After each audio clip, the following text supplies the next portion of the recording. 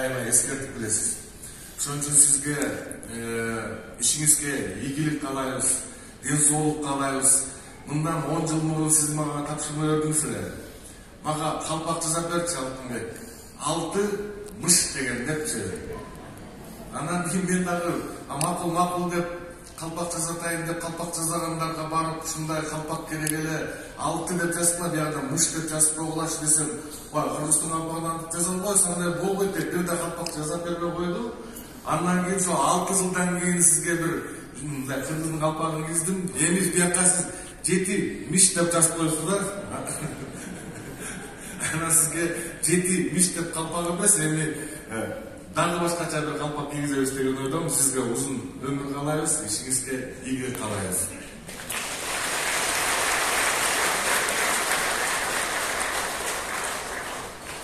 Куттуктоо үчүн сөз Кыргыз Республикасынын мамлекеттик катчысы Касманбетов Сүйүнбек Сапарбековичке жана Кыргыз Республикасынын Министрлер Комитетинин төрагасынын орун басары Байсалов Элдин Жолдубаевичке берилет.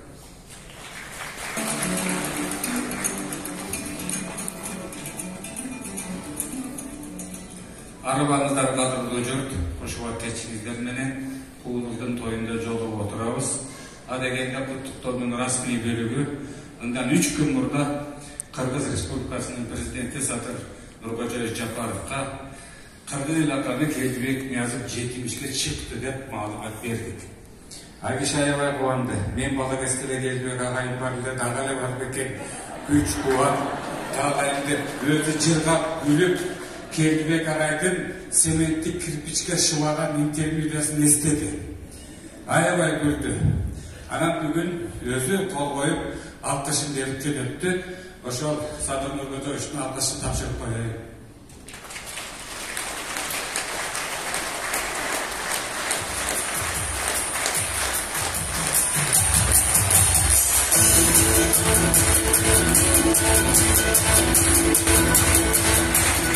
Дүйнөгө элди жерди жараткандай эле колуна чопо алып эзип отурган кеткен жыламаш өкмөт менен мага кийим кече берди экен.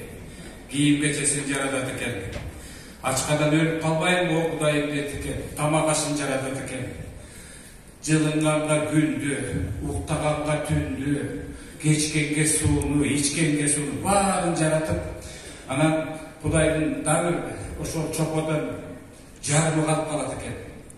Анан Кудай келдикенен сурайт экен. Дагы эмнени жаратайын сага, дагы эмне керек дейт экен.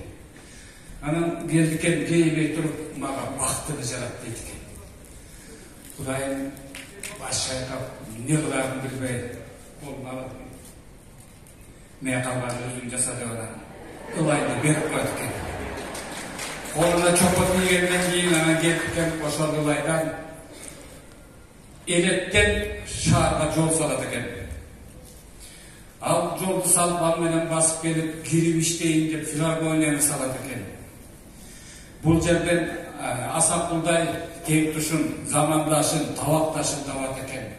Ошентип өз бактысын өзү башынан ашыра жасап, бүгүн көргөндү да күлдүргөн, өлгөндү да күлдүргөн, дайыма жылмайып эле турган адам ушинтип Кыргыз элинин бактысына жаралып, акындар айткандай модель болсо модельдей болуп, бойлуу, нускалуу, тарбар кара чачы бар эле, азыр мына 70-ке жетип, сол бутун сүйрөй басып, бирок бүгүнкү күнгө чейин мен жана келдикеме айттым.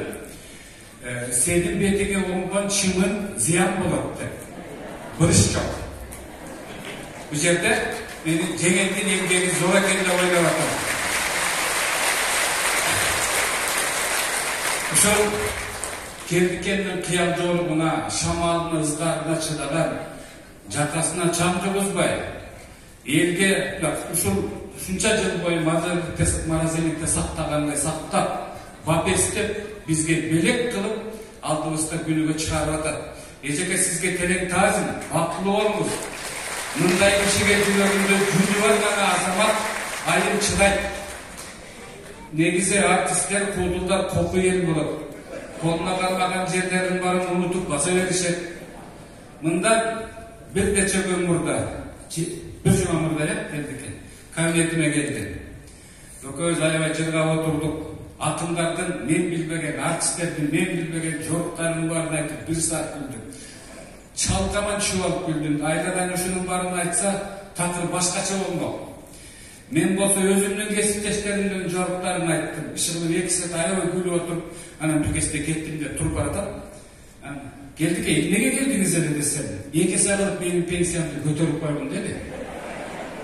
O şöyle çıkıp ketip kaldı. Ne kılıp götürüp desem, uqqan da жоқ, ay mıyzam var desem, аны uqqan жоқ.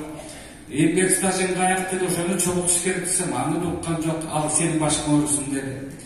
Анан өзү турап, мен дагы соцфонддун төрагасына телефон чалып, Кыргыз эл акыны Эркебек Ниязовдун пенсиясын экесе көтөргүн деп туруптан таштап койдум. Сиз өзүңүз көп жыл мамлекет иштедиңиз, ардын жол жобосу бар, тартиби бар десе, сенин башың өрүсүн деп мен дагы утулдум. Geldik o şekilde siz bana gayrilan meseleniz salında bilinip durar. Bирок siz elge şunçalık yolunda her bir uyda başbalık jılmayıp durgan adamsız. 70-ci жылдары kara ak tüstü televizor görçürüz. Kebekesi kanday eken dep, ayalı kanday eken dep, belgin barı kızıgıp, bana kalkınlagan, köp tamaşa aytkan, betinin jarımı gülüp, jarımı ütüreyip durgan kesipteşiniz, zamandaşınız, Asapul Şarşenlik menen dalay jırgattınız, şunday jaş boydan bizdin ömürübüzde obrazımızda kaldınız. Siz her bir üydün meymanı bolчусуз. Her bir üydün eşigini açıp girip gelчүсүз. Негизи аттын кашкасындай таанымал. Siz Кыргыздын кайсы айылына барсаңыз дагы бири иктидары үрүп чыкпайт. Ушунчалык биз менен бирге жашаган даанышман адамсыз. Кудай сизге өмүрдү берсин. 70-ке чыгып атасыз, бул өнөр туу чоккусунун ортону аркаңыздан шакирттериңиз келет. Кыргыз элинин бактысы үчүн, кыргыз эли үчүн жашап иштеп бериңиз. Жеген менен жакшы дооран сүрүңүздөр. Туктайт, тукман жүрүңүз.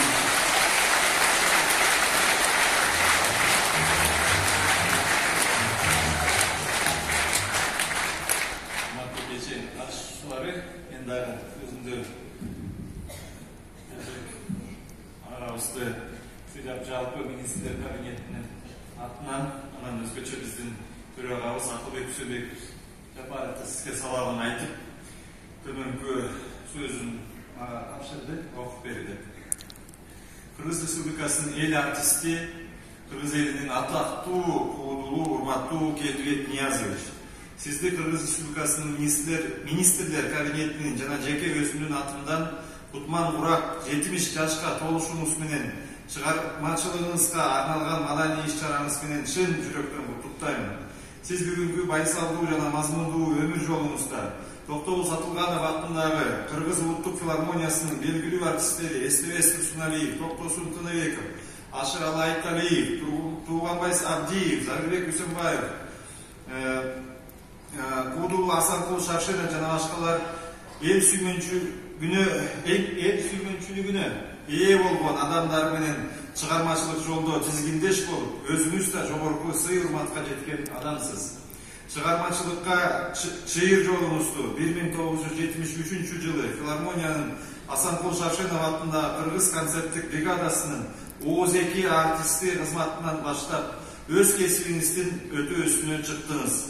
Дарак бир жерден өгөрөттөгөндөй, сиз филармонияда эмгек сиңири иштеп, жаш муундарды өзүңүздүн артыңыздан даярдап, таланттуу кылып өстүрүп, кесипке чебер адис экендигиңизди көрсөтүп алдыңыз.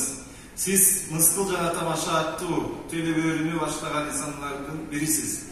Айрыкча өзүңүз аткарып сахнага алып чыккан Ооба Аксакал, Чолпошка, Репетиция, Заманга жараша, Мен даяр, Куудулдар тойдо жана башка көздөн жаш чыкканча күндүргөн интермедиялар менен элдин эсинде калдыңыз. Өлкү шаң тартуулаган кыргыз сахнасында сиз менен болгон ар бир жолугушуу жакшы маанайдын чыныгы майрамы болгонун белгилегим келет.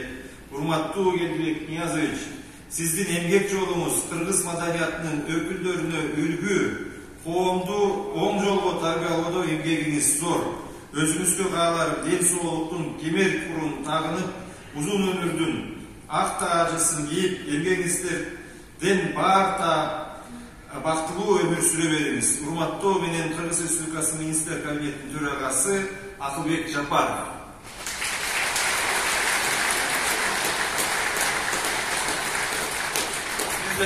Өзүмдүн атымдан кичинекей чагыбызда биз сизди Бердибек ага көрүп, дем алыштайын күтчүбүз ошол мыскыл тамашаны. Ошондон бери ошондой эле абалдай калдыңыз. Буюрса, чын эле мындан эми дагы канча жылдардан ушуну уланта бере биздин элибиздин сүйүктүү артисти, сүйүктүү даана эл артисти сизсиз. Көп жашаңыз Бердибек ага.